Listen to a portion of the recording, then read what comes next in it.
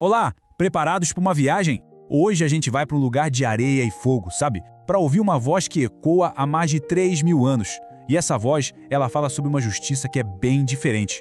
Uma justiça que não é cega, mas que enxerga o fraco, o quebrado, o esquecido.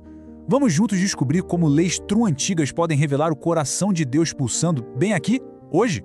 Sabe, essa é uma pergunta que a gente se faz o tempo todo, né? Nos jornais, nas nossas conversas, até no silêncio da nossa consciência. O que é de verdade ser justo? É uma pergunta gigante. Mas e se a resposta mais profunda para isso não estivesse em um livro de filosofia, e sim num pergaminho entregue lá no meio do deserto? Então bora lá, vamos viajar no tempo. Imaginar a cena, o pé de uma montanha soltando fumaça.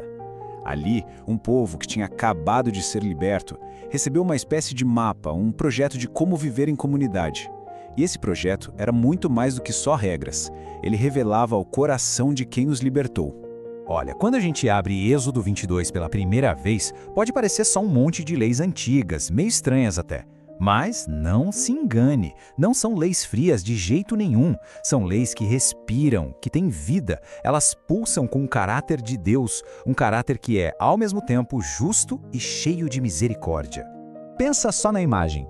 Se no capítulo 20, Deus estava falando lá do topo da montanha, com trovões e tudo, aqui é como se ele descesse para o nosso nível. Ele entra na vida real, ele vai para o curral, para a plantação, entra na casa da viúva. É como se a montanha sagrada virasse o nosso bairro. E a santidade deixa de ser algo distante para virar prática do dia a dia. Ok? O primeiro ponto-chave que a gente encontra aqui é a tal da restituição. E olha, a ideia aqui é muito maior do que simplesmente punir alguém. A grande sacada é reparar o dano. É literalmente consertar o que foi quebrado. Por exemplo, a lei diz que se alguém roubasse um boi ou uma ovelha, tinha que restituir até 5 vezes o valor. Mas por que tanto? É aí que está o pulo do gato. A justiça de Deus não quer só punir o infrator. O foco principal é restaurar a vítima. É sobre curar a ferida que aquele ato causou na comunidade inteira, compensando não só a perda material, mas todo o transtorno, toda a injustiça que a pessoa sofreu. E sobre isso, João Calvino teve uma percepção genial. Ele entendeu que isso não é uma lei aleatória só para aquele povo. É um princípio moral eterno. O pecado, sabe, ele sempre deixa um rastro de destruição. E a justiça de Deus não passa um pano para isso, não ignora o estrago. Só que o objetivo não é vingança, é restauração. É sobre, de novo, consertar o que foi quebrado. E essa humanidade da lei de Deus fica ainda mais gritante quando a gente compara com outras leis daquela época. Enquanto códigos como o de Hammurabi muitas vezes puniam um roubo com mutilação ou até com a morte, a lei de Deus buscava proporção. Ela equilibrava a balança da justiça com o peso da compaixão, mostrando um legislador radicalmente diferente. Bom, a gente falou de propriedades, de danos, mas agora a gente chega no que é, de verdade, o coração pulsante deste capítulo. Depois de tratar de bois e plantações, a lei se volta para as pessoas, especialmente para aquelas que a sociedade tende a esquecer. O estrangeiro, a viúva e o órfão. No mundo antigo, esses 3 grupos eram os mais vulneráveis que existiam. Sem terra, sem proteção da família, sem status social nenhum. Eles eram, na prática, socialmente descartáveis, mas não para Deus. E é aqui que a linguagem fica de uma força que arrepia. É uma das frases mais poderosas da Bíblia inteira. Deus não delega essa tarefa.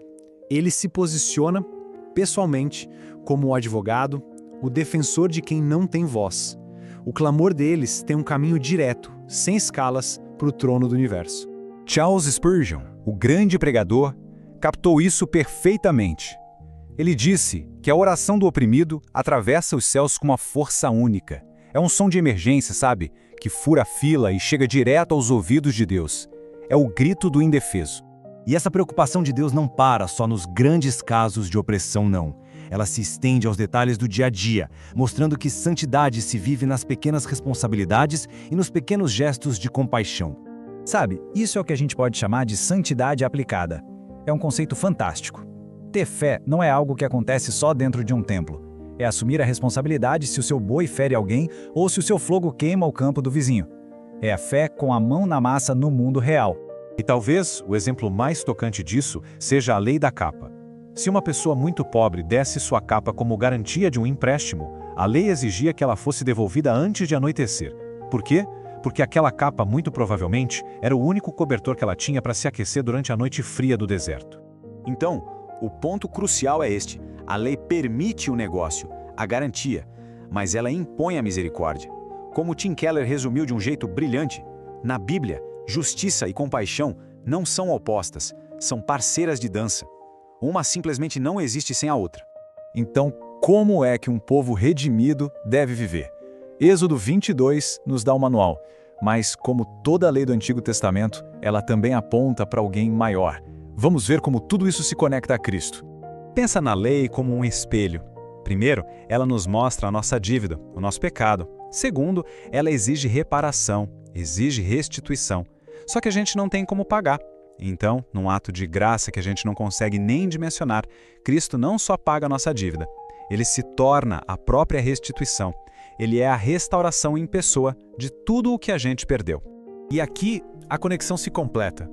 Cristo é a restituição final pelos nossos pecados. Ele é o defensor supremo dos fracos e oprimidos. Ele mesmo foi o estrangeiro rejeitado. Ele é o juiz perfeitamente justo. Cada princípio que a gente viu em Êxodo 22 encontra-se o cumprimento perfeito e final nele. No fim das contas, Êxodo 22 nos aponta para uma verdade monumental, aquela eterna tensão entre a justiça que exige o pagamento e a misericórdia que anseia por perdoar encontra sua resolução. E não numa ideia, mas numa pessoa. Na cruz, a justiça de Deus foi plenamente satisfeita e a sua misericórdia infinita foi completamente liberada. E é por causa dessa graça que nós podemos, hoje, viver uma justiça que não é cega, mas uma justiça que vê, que cuida e que restaura, refletindo o coração do nosso Redentor.